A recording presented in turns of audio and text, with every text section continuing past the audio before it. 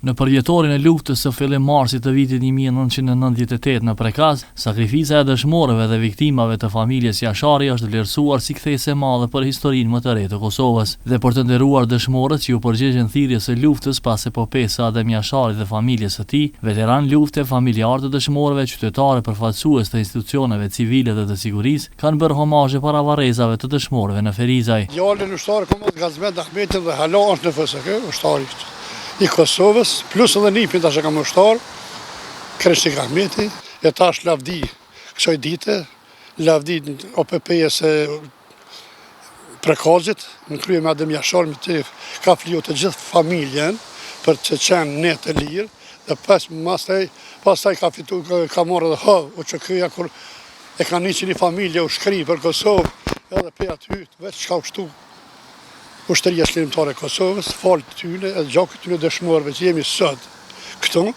na sot e zëmë lirin. Epopeja e Jasharëve për neve si popull simbolizon qëndresën, heroizmin, gatishmërinë për të dhënë fund një terrori që ndërshekuj ishte te ne shqiptarët e Kosovës. Ne si mësimdhënës jemi organizuar që nga shkolla e mesme e muzikës dhe arteve Qezg Zadeja, që së bashku me nxënës të jemi prezent sot këtu për të dëshmuar edhe argumentuar edhe një herë se liria e ka një emër. Edhe kryetari i degës së OVL-s së UÇK-s në Ferizaj, Afrim Mehmeti, ka thënë se familja Jashari dhe bashkëluftëtarët e komandantit Adem Jashari u kthye në frymëzim për ata që rrokën armë dhe luftuan deri në çlirim. Nderime dëshmorëve të kombit. Realisht epopeja e UÇK-s përfaqëson një datë dhe ditë më e shenjtë dhe më historike e të gjitha kohërave të historisë shqiptare.